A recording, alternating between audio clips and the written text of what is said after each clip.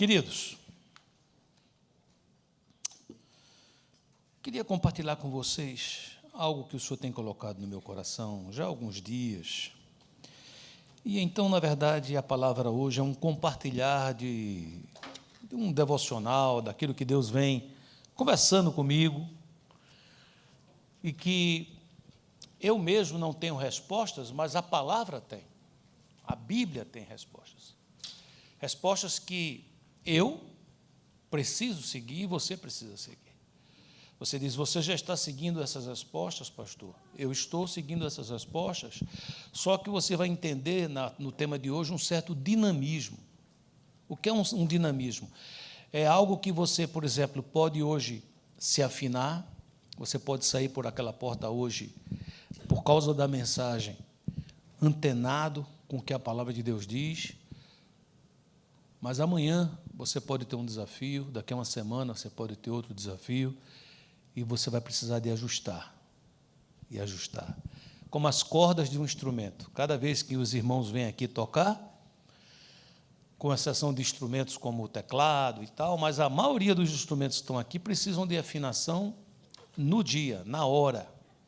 Tem que ser afinado. Se o clima muda, tem que ser afinado.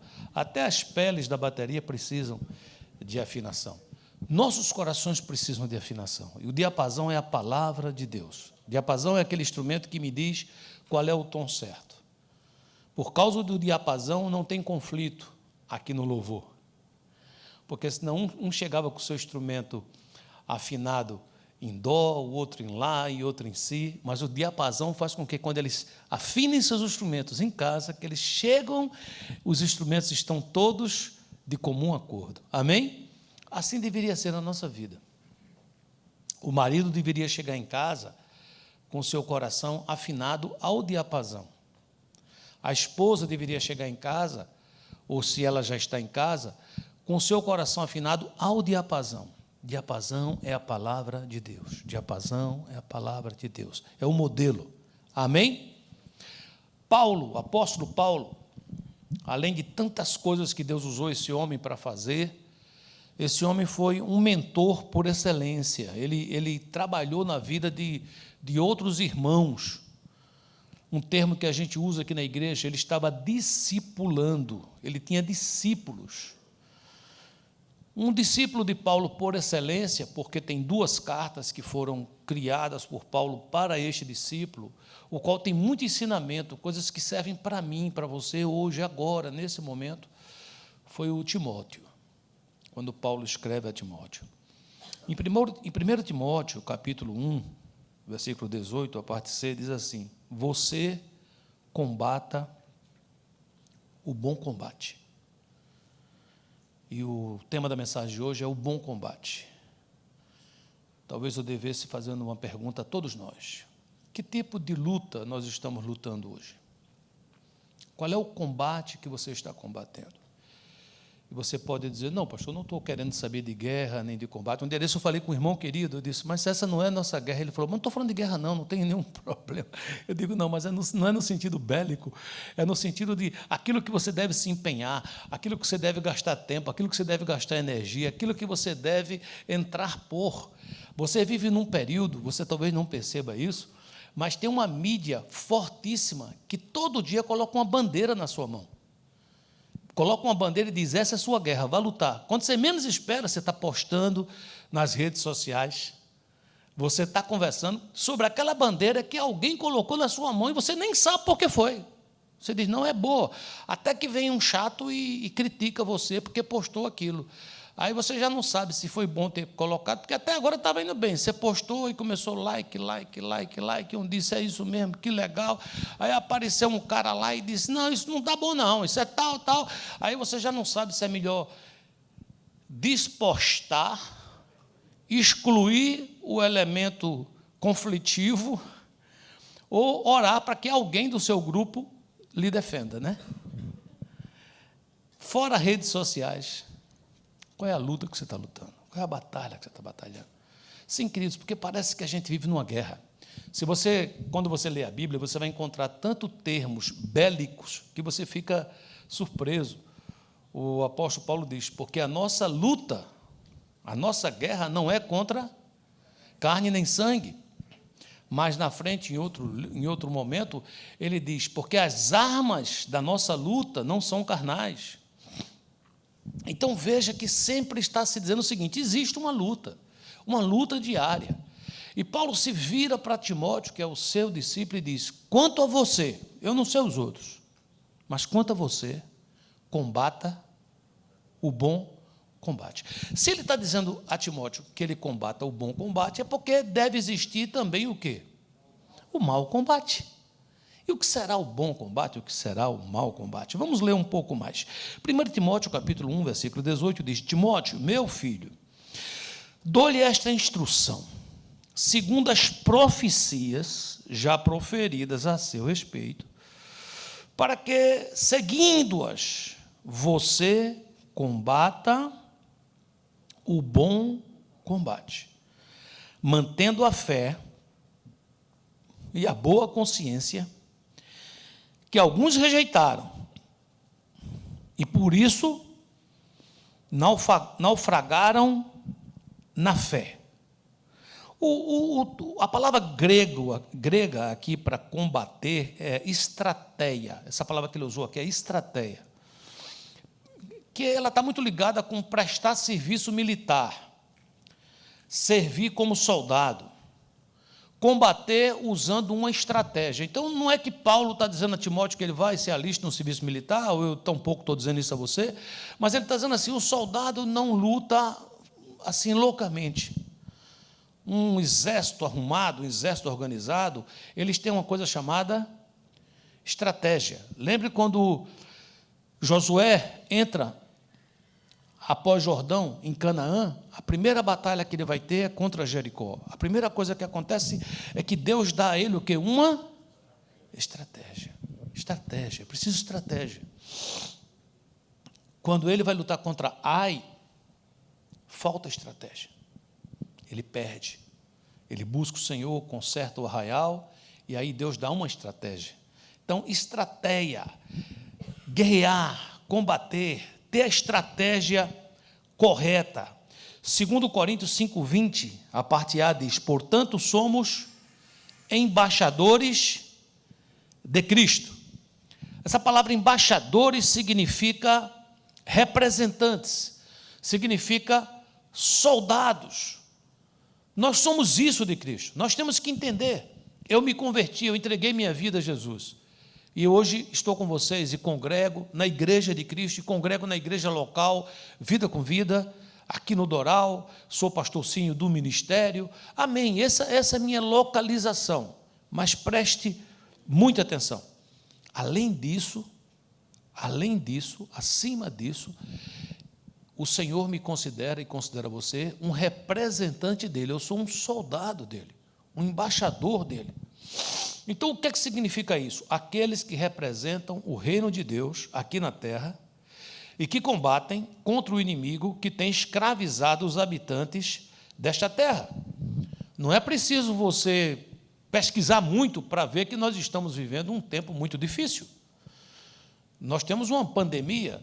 Você nunca pensou, neste ano, começando este ano, que você estaria aqui assistindo um culto, onde você está com a sua família, e distante de você, para frente, para trás, lado direito, lado esquerdo, 6 pés, está a outra família. E que você estaria usando uma máscara.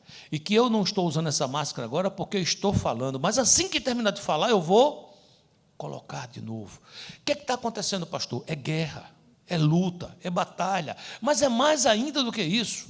Nós estamos vendo um período que é pai contra filho, filho contra pai, nação contra nação, reino contra reino. E pasme, a pior das guerras é você contra você.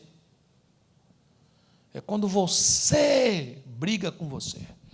É quando existe essa luta interior, essa dificuldade de aceitação da sua posição no seu tempo e no seu espaço. E você diz: e quando isso ocorre, pastor? O senhor poderia me dar uma dica por que está ocorrendo? Há um forte indício que, se você tem essa batalha, é porque possivelmente você está combatendo o combate equivocado. Você está na luta errada. quando eu estou tendo uma luta comigo mesmo, é possível que eu esteja combatendo o combate errado. E aí, queridos, neste momento, existe um leque que pode ocorrer. Eu posso ficar agressivo, posso ficar depressivo, eu posso fugir, eu posso atacar, eu posso fazer uma série de coisas. Eu posso virar aquele animalzinho que fica no stimulus response, ou seja, bateu, levou. Eu respondo. E o ponto é simples. Estou deslocado. Sou soldado do reino, sou embaixador do reino, mas estou lutando uma guerra que não é do reino. Quando Paulo para ensinar a Timóteo de maneira mais detalhada, ele dá essas instruções em 2 Timóteo, capítulo 12, versículo 3. Suporte comigo os meus sofrimentos. Olha que coisa incrível. Timóteo era um jovem, gente. É um jovem. Há quem diga que Timóteo foi ungido pastor com 17 anos.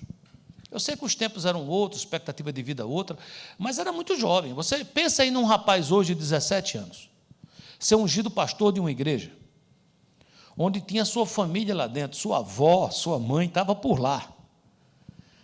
A primeira coisa que um pastor precisa ter numa igreja é uma coisa chamada autoridade.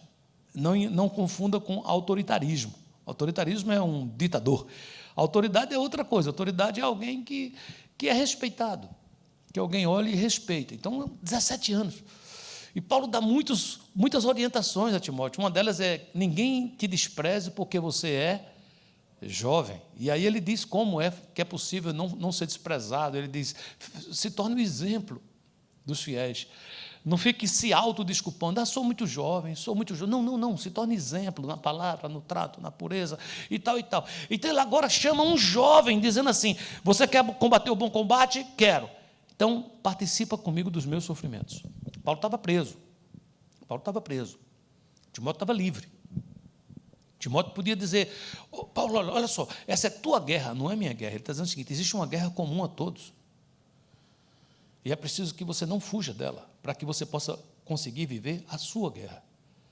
É preciso que você entenda, que eu entenda que tem um diapasão. Eu comecei essa mensagem falando sobre um diapasão. Eu tenho que me alinhar ao diapasão.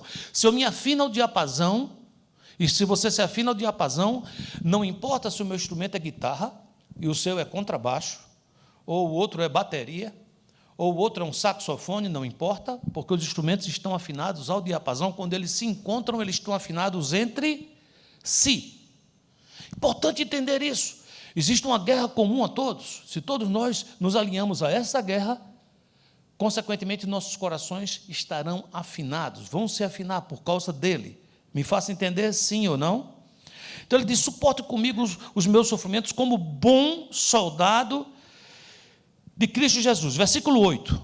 Lembre de Jesus Cristo, que foi ressuscitado e que era descendente de Davi, de acordo com o evangelho que eu anuncio. E é por causa disso que eu sofro, e até hoje estou acorrentado como se fosse um criminoso. Paulo estava dizendo que estava escrevendo essa carta. Qual era a posição dele? Acorrentado, gente, em cadeias. Mas a mensagem de Deus não está presa. Paulo está dizendo assim: eu posso estar de máscara, mas a mensagem de Deus não está de máscara. Amém? Eu posso estar fazendo um confinamento, mas a mensagem de Deus não está confinada. Eu posso estar preso, mas a mensagem de Deus não está presa. Eu posso estar passando por luta, mas a mensagem de Deus está livre. Amém?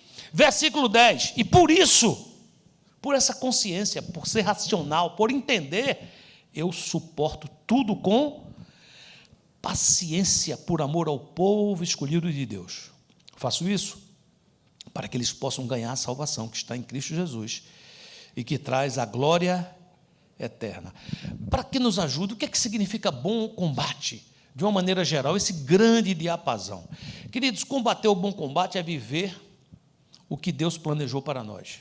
Quando você foi criado no ventre da sua mãe, você pode dizer, eu já escutei muito assim: esse bebê foi planejado. Já ouviu essa expressão? Esse bebê veio de surpresa, não estava planejado. Já ouviu essa expressão também?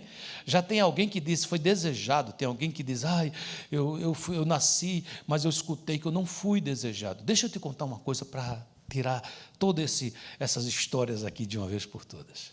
A Bíblia diz que você foi planejado, que você foi desejado. Eu não sei se homens fizeram assim, se mulheres fizeram assim, mas Deus fez. Quando você vai na palavra, que você lê o Salmo 129, ele está dizendo que quando você ainda era uma substância informe, você era um plasma, você era um espermatozoide à procura de um óvulo, ou um óvulo recém-fecundado, aqui está dizendo que Deus já via todos os seus dias. Deus estava vendo o dia de hoje, Deus estava vendo a tua lágrima, o teu sorriso, a tua batalha, a tua alegria, as tuas dúvidas, as tuas incongruências, teus questionamentos, tuas perguntas, por quê? Deus viu tudo, tudo, tudo. E a palavra diz que nenhum só dia ficou fora. Você foi desejado e você foi planejado. Amém, queridos? E esse Deus que te criou tem um propósito para você. Então, o que é o bom combate, pastor? É viver aquilo que Deus planejou para nós. É viver uma vida para estabelecer na minha vida o governo de Deus. Se Deus planejou algo para mim, Ele tem que governar. Diga assim, se Deus planejou algo para mim, Ele tem que governar. Se eu tomo o governo da mão dele, eu faço o que Adão fez. Deus tinha um plano para Adão, Deus tinha um propósito para Adão. Adão tomou esse plano da mão de Deus. Deus é um gentleman, Deus é todo poderoso. Deus é capaz de, com um olhar, com um sopro, eu não sei nem dizer, qualquer coisa, construir, destruir, Ele pode fazer o que Ele quiser, mas por uma prerrogativa dEle, veja como é que Ele age. Eis que estou à porta e toco. Se alguém abrir. Deus não está dizendo, eu vou expulsar você, eu vou arrebentar a porta. Deus não vai fazer isso. Então é preciso que eu hoje diga, eu quero combater o bom combate. E como é que eu faço para fazer isso, pastor? Eu preciso de trazer o governo de Deus para o meu coraçãozinho, que muitas vezes está inquieto. E por que está inquieto? Porque eu tenho necessidades, tenho lutas, tenho saudades, me sinto só, tenho medo. Os sentimentos nem sempre são sentimentos bonitos, às vezes tem sentimentos difíceis. Vez por outra você vê alguém expressar um sentimento assim, já causa preocupação. Geralmente, quando você vai hoje nas redes sociais, você só vê coisa bonita. É todo mundo vitorioso. As fotos dos pratos é um negócio fantástico, sim ou não? Eu que estou fazendo dieta, tenho que olhar com muita calma. Quando começa o irmão ali a colocar muita comida, eu não vou repreender em nome de Jesus, porque o irmão está feliz, né? Mas, next, vamos para o próximo post. Alguém que coloca alguma outra coisa, não é verdade? Amém, queridos? Então, quando a gente entende isso, queridos, diga assim, bom combate. Lutar em favor dos planos de Deus. Isso é o bom combate. E o que é que significa outros combates? Se envolver em lutas que não são minhas. Planos que Deus não preparou para mim. Tem coisa que Deus não preparou para mim. No mega, todos nós temos que nos afinar em estabelecer o reino de Deus. Isso estamos juntos. Amém? Mas quando a gente sai do mega, a gente entra no específico. O específico é diferente. Deus me chamou para ser pastor. Deus chamou alguém para ser advogado. Deus chamou alguém para ser médico. Mas em tudo isso, Ele quer que eu glorifique a Deus. O que nos une é estabelecer o reino de Deus. Eu não posso ser um pastor para estabelecer meu próprio reino. Até posso, mas não é esse o ponto. Eu estarei lutando um mau combate. Eu posso ser um advogado procurando construir o meu próprio império, mas eu posso ser um advogado dizendo assim, eu sou advogado, mas eu estarei aqui chamando, dizendo, venha o teu reino. Eu posso ser dentista, eu posso ser médico, eu posso ser alguém que conserta piso, conserta porta, que eu pinto casa, que eu construo casa, não importa. Deus tem chamados, às vezes temporários, às vezes específicos, às vezes muito mais longos, porque Deus quer que através disso você possa desenvolver o seu propósito. Agora, a minha grande questão é, será que você está lutando a sua luta, ou será que você está lutando a luta de outro? Queridos, como é comum hoje a gente ter um processo de manada, um faz, todo mundo faz, um tem uma ideia, todo mundo tem, um está trabalhando e saiu do trabalho e colocou uma empresa, eu estou quieto, eu estou trabalhando, mas eu olho para aquele que ele parou o trabalho dele, ele colocou a empresa. Sim, mas você está trabalhando? Olha para o teu trabalho. Não, mas é porque Ele colocou, meu filho, ele colocou, você trabalhe. Preste atenção, queridos, Jesus é Senhor, diga assim, Jesus é Senhor. Para alguns, Jesus diz assim, pare. Para outros, Jesus diz, vai. Quando Jesus encontra Pedro, Tiago e João pescando, ele olha para esses 3 homens pescadores, sabe o que ele diz a eles? Pare. Entendeu ou não? Outra feita, Pedro está pescando, não consegue encontrar nada. Jesus diz, pesque, joga a rede. E Pedro podia dizer, é para pescar ou não é para pescar? E Jesus vai dizer o quê? Obedece, filho, com amor, para não assustar. Diz a quem está do seu lado. Diz, nem é para pescar, nem é para não pescar. Diz assim, ele é Senhor, obedece. Para uns ele vai dizer assim, entra na faculdade, eu quero que você se forme, eu quero que você faça isso. Tem outros que ele vai dizer, para, eu tenho um negócio para você que não vai dar tempo de você fazer todo o negócio aí, eu já vou fazer. Nós temos aqui, as nossas faculdades maravilhosas estão cheias de alunos que não terminaram o primeiro, o segundo, o terceiro ciclo, porque eles saíram para ser Bill Gates. Aí voltaram e a faculdade diz, olha, eu queria lhe pedir licença para que se você pudesse aceitar o diploma desta faculdade. Ele disse, tá, eu aceito. Claro que com isso vem um cheque pequeno de uma doação. Então, o que eu estou tentando explicar para você, meu querido, preste atenção, o importante não é você ser Bill Gates, o importante não é você ser alguém muito simples, o importante é você saber hoje o seguinte, você está onde Deus quer que você esteja? Você está lutando a luta que é para você lutar? Ou você está lutando a luta de outro? Queridos, a gente vive um tempo difícil. Um tempo que são vendidos modelos e modelos e modelos e modelos e modelos, e que se não fizer desse jeito não está bom. Quantas vezes eu não sento numa reunião e de repente uma pessoa muito bem intencionada diz, olha pastor, tal igreja está fazendo assim, olha, tal igreja está fazendo assim, e você diz, o que é que você faz, pastor? Eu escuto, eu analiso. Você analisa para quê? Para ver se o que está sendo feito, de alguma maneira, ajuda no meu combate. Ou se é um desvio do meu combate. Qual é o teu combate? Qual é a tua luta? Jesus nos ajuda. Ele diz assim, talvez você esteja meio em dúvida, talvez você esteja meio assim, o que é que eu vou fazer? Ele diz assim em Mateus 6,33, toda vez que você estiver passando por qualquer coisa, observe o que é que você está buscando primeiro. E ele diz assim, buscai, pois, em primeiro lugar, o seu reino e a sua justiça. E aí vai ter uma consequência. Qual é a consequência? Todas estas coisas vos serão acrescentadas. Segundo Samuel 8,6b, tem uma frase maravilhosa sobre o rei Davi. Olha o que é que ele diz. E o Senhor dava vitórias a Davi em todos os lugares aonde ia. Repete isso, por favor.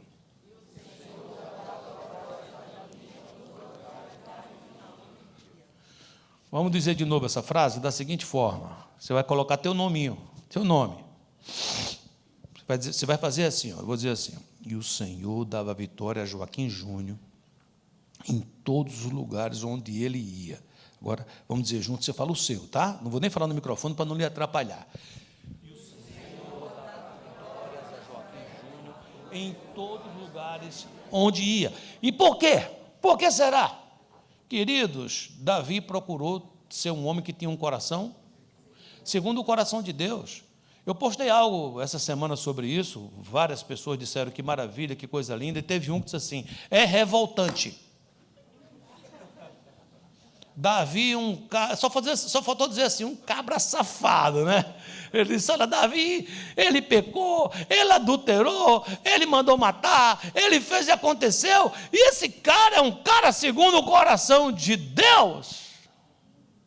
Aí eu respondi com amor, eu disse, meu querido, todos nós falhamos, todos nós erramos, sim ou não?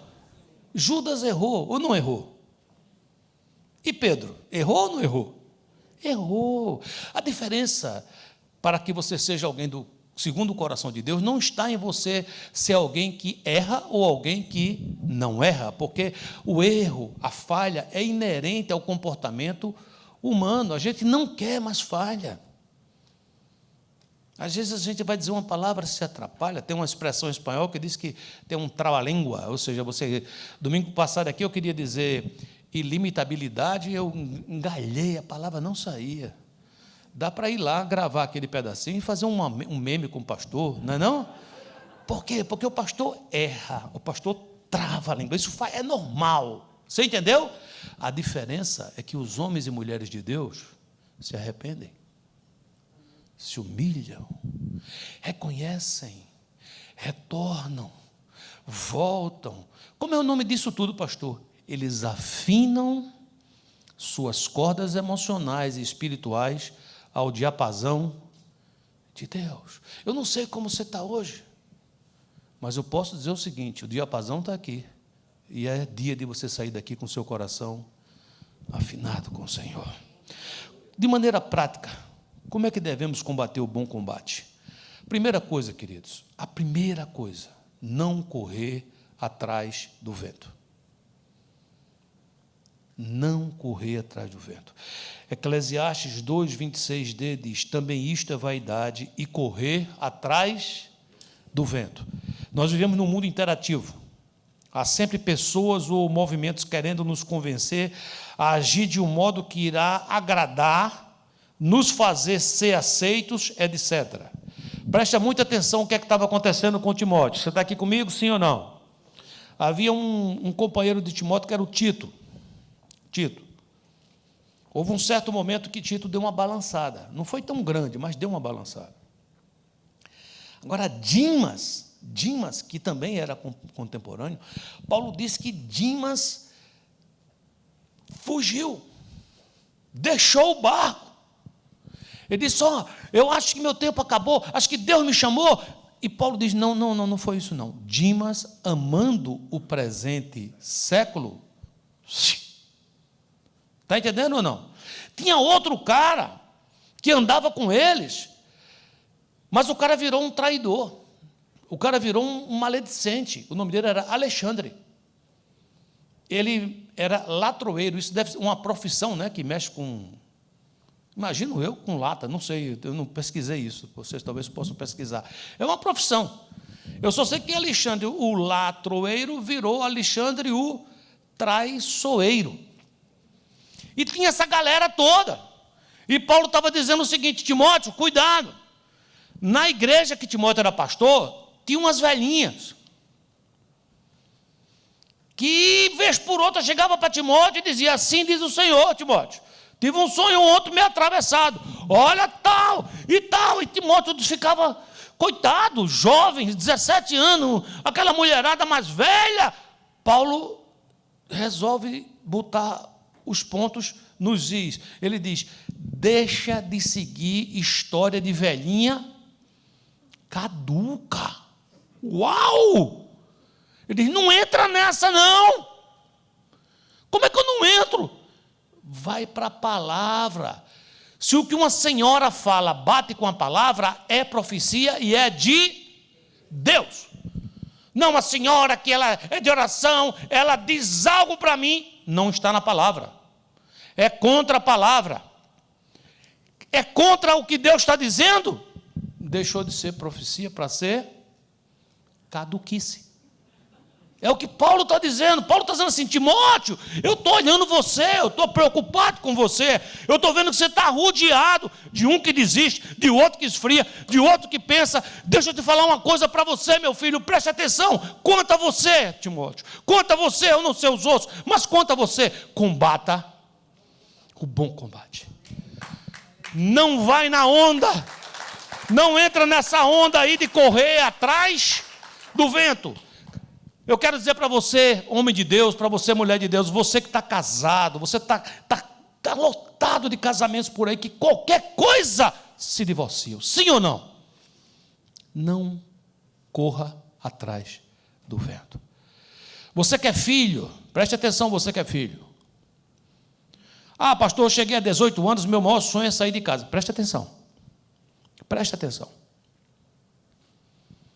Pode ser que você faça 18, 19, 20, 21, e Deus tenha um propósito que você viaje, que você vá para uma outra faculdade, que você estude e que você se forme. Não está escrito na Bíblia que isso é pecado. Isso está claro para você? Sim ou não? Mas também não está escrito na Bíblia que é pecado que você fique dentro da casa dos seus pais, que você estude, que você se forme e que você saia daí casado.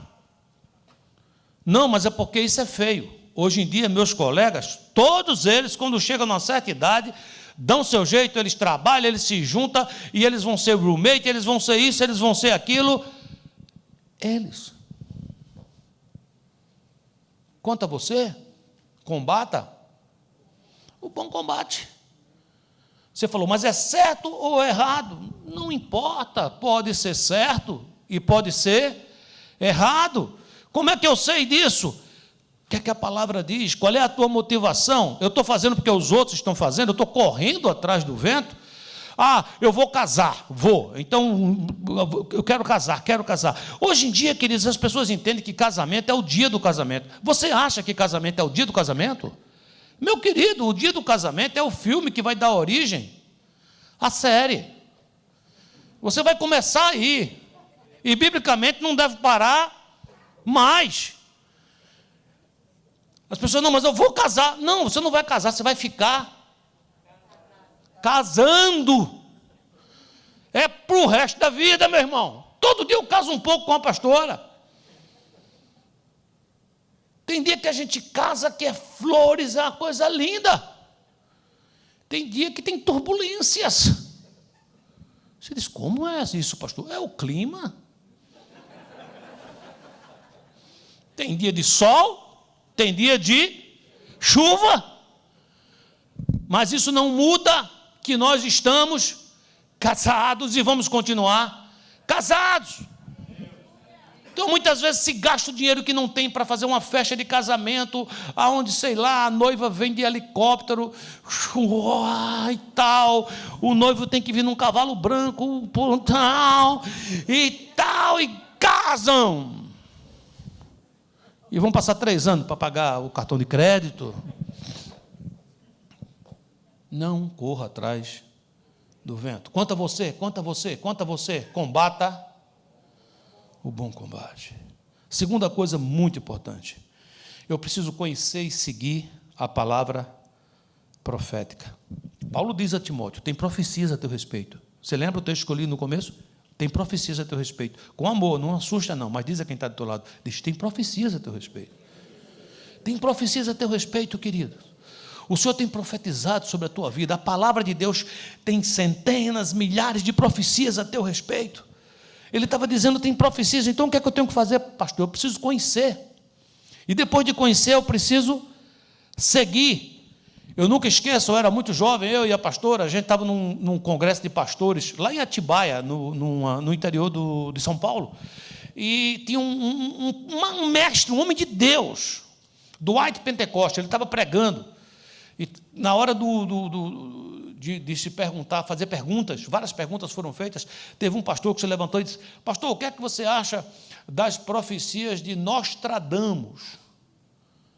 Ele disse, quem? Ele disse, Nostradamus. Ele disse, é algum profeta bíblico? Eu não conheço. Ele disse, não, é Nostradamus, aquele que disse que de 1000 chega, mas de 2000 não passa, já passou. Mas, tal. Aí, naquela época não tinha passado ainda, estava chegando perto dos 2000. Ele disse, meu filho, deixa eu dizer uma coisa para você, eu não sei o que dizer, porque eu não conheço. Houve aquele silêncio, né? Porque todo mundo espera que o mestre saiba o quê? De tudo. Ele disse, eu estou tentando conhecer as profecias que estão na Bíblia. Se eu ainda não conseguir conhecer todas as profecias que estão na Bíblia, ora, vou eu perder tempo procurando saber as profecias de fulano ou de cicrano? Está entendendo o que eu estou falando, sim ou não? Então, queridos, onde é que está profetizado a teu respeito? Você sabe onde é? Você sabe onde é que está dizendo lá que todos os teus dias foram escritos? Você sabe onde é que está escrito que com amor eterno Ele te amou e por isso com admirável benignidade Ele te atraiu? Você sabe onde é que está escrito que você é a menina dos olhos de Deus? Você sabe onde é que está isso?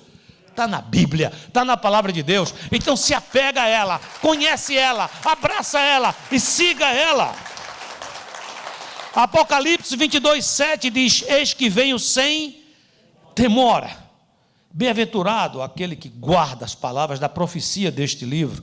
Provérbios 29:18 diz: não havendo profecia, o povo se corrompe, mas o que guarda a lei, esse é feliz. São as profecias, queridos, que me dão revelação, me dão direcionamento, me diz para onde eu vou. Sigamos, queridos, a palavra de Deus. E muitas vezes Deus vai usar para lhe ensinar a palavra profetas. E você diz: como é que eu sei, pastor, se esse profeta é de Deus? Boa pergunta. Por que boa pergunta, pastor? Porque tem profeta que não é de Deus. A Bíblia diz que tem homens que chegam numa casa e encontram uma parede rachada.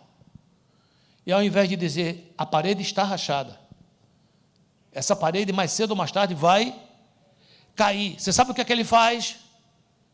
Ele pinta, ele passa cal, ele faz uma maquiagem, e ele diz: paz, paz onde não há paz. Mas existem homens e mulheres de Deus. E você diz: quem são esses homens e mulheres de Deus? São aqueles que não falam de si mesmos, mas falam da profecia, por excelência, da palavra. Olha o que diz 2 Crônicas 20:20b: crede no Senhor vosso Deus e estareis seguros. Crede nos seus profetas e prosperareis. 1 Timóteo 4,14: não desprezes o dom que há em ti. Paulo falando para Timóteo: não desprezes o dom que há em ti, o qual te foi dado por profecia, com a imposição das mãos do presbitério. E aí cabe uma pergunta: sobre tua vida, quem é que tem profetizado? Tem sido Deus, através da sua palavra, através dos seus profetas? Tem pastor na sua vida? Tem mentor, mentora na sua vida? Homem e mulher de Deus que profetiza na tua vida? Ou quem tem profetizado sobre você é a mídia, amigos, familiares? Quem tem profetizado sobre você? Isso é uma escolha sua. Você diz: mas o senhor não tem nada para dizer a mim? Tenho. O que é que o senhor tem para dizer? Quanto a você, combata o bom combate, porque você vai precisar de fé para vencer tudo isso. E a Bíblia diz em Romanos 10:17 que a fé é pelo ouvir, e ouvir pela palavra de Deus. E mais ainda, é preciso que você conheça tanto a palavra que você comece a usá-la como uma arma poderosa. 2 Timóteo 2,15 diz: procura apresentar-te a Deus aprovado, como obreiro que não tem de que se envergonhar e que maneja bem a palavra da verdade. Olha, queridos, muitas vezes um dos meus pastores fala comigo uma coisa, ou um líder fala comigo uma coisa. A coisa que eu sinto que mais acalma o coração desse homem, dessa mulher de Deus, é quando eu, em oração para respondê-lo, Deus coloca no meu coração a palavra. Deus coloca um conceito e eu entrego o conceito. Quando o conceito entra, acabou. Não é o Júnior. Júnior é um profeta de Deus. Então, para ele ser um profeta de Deus, ele precisa fazer o quê? Falar da palavra de Deus. Eu não posso chegar para você e falar: olha, escuta, como meu pai dizia.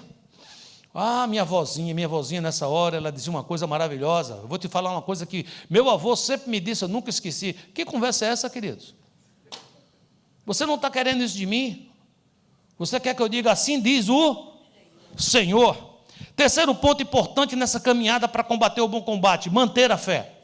Você diz: por que manter, pastor? Porque você vai ser testado, você está sendo testado agora, você passa por lutas, há momentos que as portas estão escancaradas, que Deus te responde a tua oração, e que você diz glória a Deus, misturado com aleluia, sim ou não? Mas tem momento que a porta se fecha, tem momento que a figueira não floresce, que o produto da oliveira diz que vai dar fruto, e na hora H não dá. Sabia que tem isso? Então, essa é a hora de manter a fé. Colossenses 1:23 diz: desde que continuem como? Alicerçados e firmes na fé, sem se afastarem da esperança do Evangelho, que vocês ouviram e que tem sido proclamado a todos os que estão debaixo do céu. Esse é o Evangelho do qual eu, Paulo, me tornei ministro. Isaías 28:16 diz: portanto, assim diz o Senhor Deus: eis que eu assentei em Sião uma pedra. Pedra já provada. Você acha que o profeta está falando de quem aqui? Diga, Jesus, diga. Ele é a pedra de esquina, ele é a pedra já provada, amém? Pedra preciosa. E que mais? Angular. Pedro diz, ele é a pedra angular, solidamente assentada. Aquele que crê, não foge, queridos. Lutas vão vir, mas eu não vou fugir. Diga assim, eu não fujo, diga. Eu vou manter a fé. Quarto ponto, na hora que eu mantenho a fé, preciso que eu mantenha também a boa consciência. O que é que significa manter a boa consciência? Não dá para seguir o coração. Tem hora que meu coração me engana, tem hora que meu coração diz, chega. Tem hora que meu coração diz, você já está na hora de se aposentar. Tem hora que meu coração diz, olha, preste atenção, já está há 20 e tantos anos aqui na Flórida. Você passou 20 anos de Brasil, 20 anos de Flórida. Agora talvez esteja na hora de você passar 20 anos em outro canto. Você escuta essas coisas? Mais ou menos, não escuto tanto não, mas eu estou dizendo aqui para fazer um floreio. Você diz, o que é que seu coração às vezes diz, pastor? Às vezes ele me diz que não vale a pena. Isso ele diz. E por que ele fala isso? Porque ele me leva a olhar o mau combate e não o bom combate. Você fala, qual é o bom combate? É ter a certeza que eu estou fazendo a vontade de Deus. E qual é o mau combate? É olhar resultados. Quando você olha resultados, preste atenção. Jesus entra em Jerusalém, uma multidão grita, Hosana, Hosana, ao que vem em nome do Senhor. Jesus teve que, ao final desse momento, correr para não ser coroado. Eles intentavam coroá-lo rei dos judeus. Está comigo aqui, sim ou não? Uma semana depois, a mesma multidão gritava, crucificam, solta Barrabás. Preste atenção, queridos, quem lhe aplaude hoje, amanhã pode lhe cuspir. Você está entendendo o que eu estou falando? Então, isso é um mau combate. Meu coração, às vezes, me leva para esse lugar. Você diz, o que é que você faz, pastor? Eu tenho que sair daí, eu tenho que afinar de novo. Jeremias 17:9 diz, enganoso é o coração mais do que todas as coisas, e desesperadamente corrupto, quem o conhecerá? Eu preciso de bons conselheiros nessa hora. Hebreus 3,13 diz, pelo contrário, exortai-vos mutuamente cada dia durante o tempo que se chama hoje, a fim de que nenhum de vós seja endurecido pelo engano do pecado. O pecado, queridos, ele vai endurecendo, é como um barro mole, que você vai trabalhando uma argila, ainda dá para moldar, ainda dá para fazer uma coisa legal, mas se eu demoro, se eu tardo, o que é que vai acontecer? Ele vai endurecer. A palavra nos ensina como obter e guardar a boa consciência. 2 Timóteo 2,4 diz, nenhum soldado se deixe envolver pelos negócios da vida civil, já que deseja agradar aquele que o alistou. Então pronto, eu sou soldado de Cristo? Sou embaixador? Sou. Então eu não posso deixar me envolver por qualquer coisa, seja coisa positiva ou coisa negativa. Sabe, queridos, há alguns dias atrás, eu faço parte da diretoria de pastores, e está tendo uma convenção, ou teve uma convenção esse final de semana, e eu fui convidado para ir para essa convenção, e a pessoa que me convidou com muita honra, muito mérito, mesmo que me convidou para a Casa Branca, e eu fui, e disse, olha, eu quero que você venha, vai ser tudo pago, vai ser assim, vai ser assado, e na hora eu parei e eu orei, e eu não senti paz. Disse, por quê, pastor? É errado ir lá? Não é errado para aqueles que foram. Eu quero saber quanto a mim. E Deus falou comigo com muita paz, dizendo, não vá. E eu disse, eu quero lhe agradecer. Muito. Não, pastor, sempre vou lembrar do seu nome, você é uma referência, não sei o que, ok. Mas deixa eu explicar, eu não estou indo porque nós estamos nessa época de pandemia, eu estou querendo fazer eu estou fazendo esse confinamento, eu não estou me envolvendo, e também eu estou muito envolvido com a minha igreja e tem coisas que eu tenho que fazer. Ele disse, eu entendi, pastor, fique tranquilo, fique na paz, próxima vez que tiver outro evento, estarei lhe chamando, nesse eu não vou lhe chamar. Quando terminou, o que é que você sentiu, pastor? Uma paz que excede todo entendimento. Aquilo era pecado ir? Você acha que era pecado ir? Não, mas para mim, nesse momento, significava um embaraço. Eu estava saindo do rumo, não era o que eu estava precisando fazer agora eu tinha outra coisa para fazer. Você entende a sensibilidade do que eu estou querendo passar para você? Sim ou não? Hebreus 4,12 diz assim, porque a palavra de Deus ela é viva, eficaz, mais cortante do que qualquer espada de 2 gumes, penetra até o ponto de dividir alma, espírito, juntas, medulas, é apta para discernir os pensamentos e propósitos do coração. Quando eu rejeito isso, queridos, eu tenho consequências. 1 Timóteo 1,19 diz: a boa consciência que alguns rejeitaram, por isso naufragaram na fé. Há uma consequência quando eu digo: eu não quero isso, eu não estou nem aí, eu vou fazer o que me der na telha. Ele está dizendo que a consequência é um esfriamento, e daqui a pouco eu naufrago na fé. E não entenda naufragar na fé com incapacidade de falar sobre a fé. Eu conheço ainda hoje homens de Deus que falam sobre a fé, que se levantam e pregam sobre a fé. Mas eu que os conheço de outrora, eu olho para ele e vejo que há uma diferença entre essa pregação e aquela. Ele está falando de uma coisa que é verdade, mas naquela outra vez ele estava vivendo isso. Porque o que foi que aconteceu, pastor? O Evangelho é para ser entendido, o Evangelho é para ser compreendido, o Evangelho é para você poder falar, mas além de tudo isso e acima de tudo isso, o Evangelho é para ser vivido. Quando tudo isso ocorre, a consequência positiva é que você desenvolve em você a mente de Cristo. 1 Coríntios 2,16 diz: nós, porém, temos a mente de Cristo. Eu quero concluir, e eu quero dizer a vocês o seguinte: a partir de agora, antes de tomar qualquer decisão, eu queria que você fizesse 3 passos. O primeiro é pare, diga assim: pare. Pronto, pare. Você recebeu um convite, pare. Alguém olhou para você atravessado, pare. Alguém olhou para você com amor, pare. Alguém lhe fez uma proposta, pare. Alguém lhe foi rude, pare. Você fala: por que você está dizendo para eu parar, pastor? Porque nós fomos acostumados a responder. Eu vivo numa sociedade onde, quando alguém me faz algo, eu tenho o hábito de ter uma resposta para aquilo. Você está me entendendo? Sim ou não? Nem que a resposta seja interna, ou seja, se é alguém que eu não posso responder, eu estou aborrecido, eu estou chateado, eu vou ter uma resposta interna, eu vou ficar triste. Alguns vão tomar algum remédio, outros vão beber, outros vão comer. Vai ter uma resposta àquilo. Por quê? Porque a pessoa foi afrontada, ou porque ele recebeu algo excited, ou algo triste, ou algo para baixo.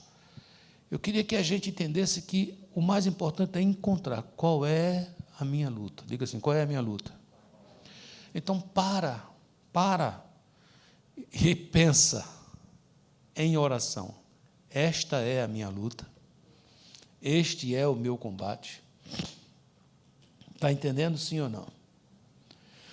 Alguém lhe faz um convite maravilhoso para você viajar, com tudo pago, com uma maravilha tremenda, e você diz: é de Deus. Por quê? Só porque são coisas que aparentemente são boas? Pare e pense: essa é a minha luta. Porque isso pode simplesmente tomar seu tempo, pode lhe desviar e pode lhe tirar. A maioria da humanidade, queridos, está naquele Efésios 4,13, que diz: para que nós não sejamos como meninos, levados por todo o vento de doutrina. Por que o menino é levado por todo o vento de doutrina? O menino não tem propósito. Uma criança, ela acorda de manhã, e o que ela quer? Ela quer brincar. Comer, brincar, correr, pular. Vamos estudar. Para que estudar? Eu me lembro de uma netinha, a Esther, que ela era muito assim, querendo brincar o tempo todo, mas tinha uma ordem na casa, ela tinha que acordar e ela tinha que arrumar a cama. Então, após o almoço, após estudar e tudo mais, após o almoço, ela tinha que descansar um pouco. E um dia a mãe disse: vamos arrumar a cama. Ela disse: para que arrumar essa cama, mãe?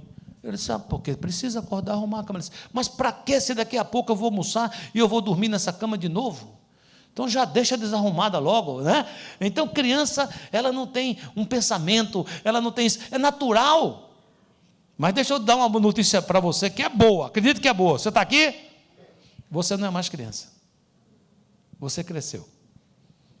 E crescer dói, mas é bom. Amém? Então, quando a gente entende isso, queridos, antes de qualquer coisa, pare e depois pense e ore. Isso é o meu chamado, é o que Deus tem para mim, é o que eu devo fazer, é a minha missão. e, por último, decida. Diga assim, a partir de hoje, diga, pare, bom combate, decida. O que é que significa isso? Significa que, antes de qualquer coisa, eu quero saber qual é a boa, perfeita e agradável vontade de Deus. Está lá em Romanos 12, 1 e 2, lá ele ensina. Você vai decidir alguma coisa? Vou. Então eu faço o seguinte, eu rogo a você, apresente seu coração em sacrifício vivo, apresente seu corpo em sacrifício vivo, apresente suas vontades, seus desejos em sacrifício vivo. Esse culto precisa ser o quê? Racional. Qual é o resultado? Você vai experimentar a boa, a perfeita e agradável vontade de Deus. Vamos ficar de pé, deixa eu orar por você. Apóstolo Paulo disse a nosso querido e amado Timóteo, quanto a você, Timóteo, combata o bom combate. E já no finalzinho da sua vida, ele dá um testemunho a Timóteo, que está em 2 Timóteo 4,7. Ele diz, Timóteo, meu filho querido, eu combati o bom combate. E por causa disso eu completei a carreira e eu guardei a fé. Pai amado, eu quero, em nome de Jesus, pedir que o Senhor venha sobre nós. Quantas vezes estamos lutando lutas que não são nossas lutas? Isso cansa, Senhor. Isso desgasta, isso deprime. Quantas vezes estamos envolvidos em coisas que o Senhor não nos chamou? Quantas vezes, Senhor, pessoas, porque bem intencionadas, têm suas bandeiras, querem nos conquistar para as suas bandeiras.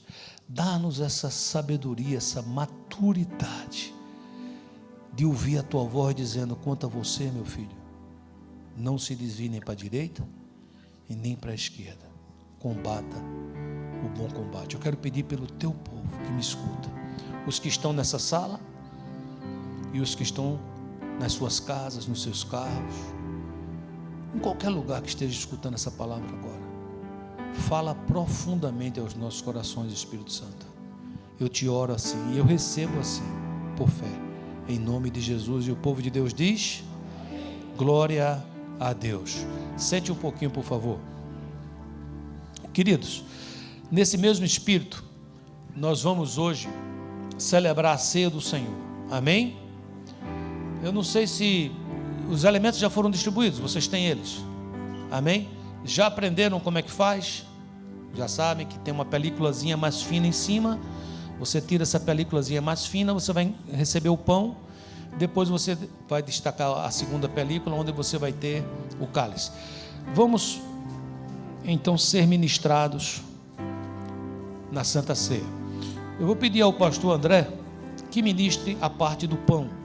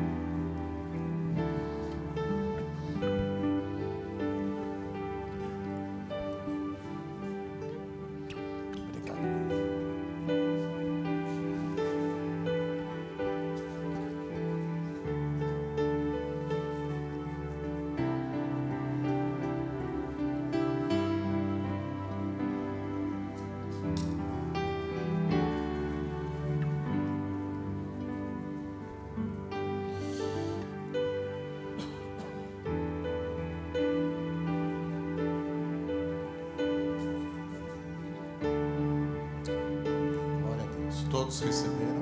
Amém. Glória a Deus. A palavra do Senhor nos diz que naquela noite Cristo Jesus reuniu todos os seus discípulos.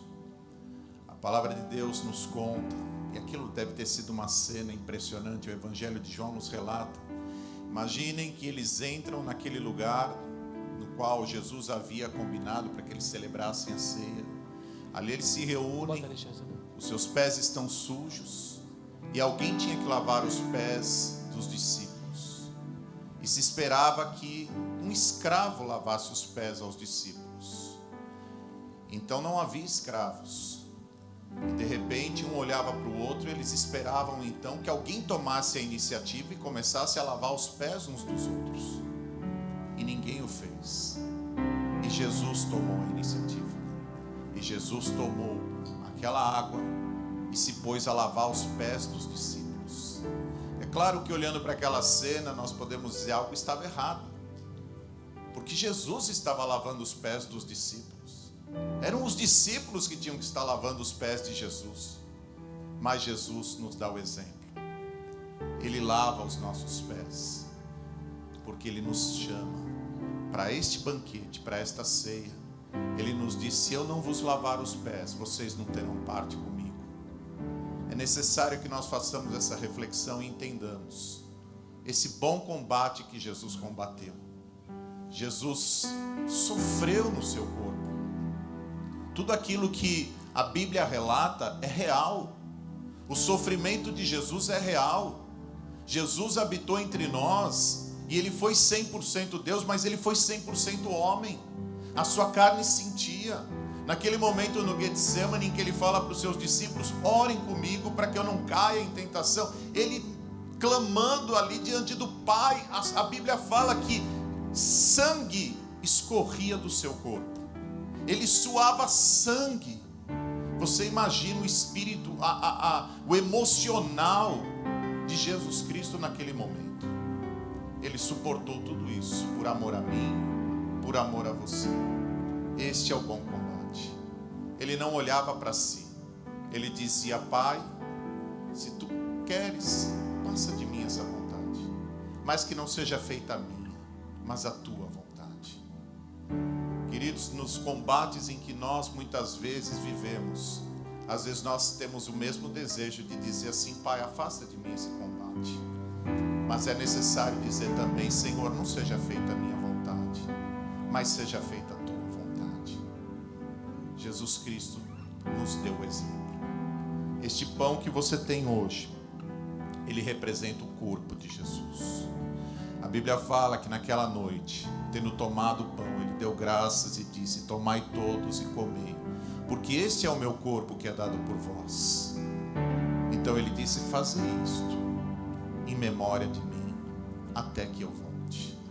Nós estamos aguardando a vinda do Senhor Jesus Cristo. Ele vai voltar e Ele vem nos buscar, igreja, e Ele quer nos encontrar lutando o bom combate.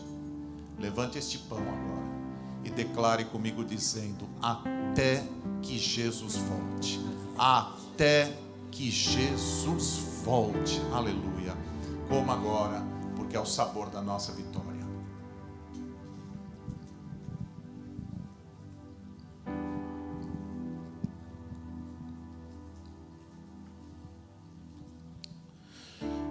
De semelhante modo, após eles terem ceado, a Bíblia diz que Jesus levanta o cálice e ele toca num assunto que para o judeu era muito forte. Ele fala no sangue. O judeu desde pequenininho aprende que é o sangue, é o sangue, é o sangue, é o sangue que limpa, é o sangue que liberta. O judeu desde pequenininho aprendeu que lá no Egito eles eram escravos, mas o sangue do cordeiro que foi aspergido na porta, Passover, fez com que a maldição passasse por cima. Houve Páscoa, houve libertação. E Jesus levanta o cálice e diz: agora não mais sangue de animais, não mais,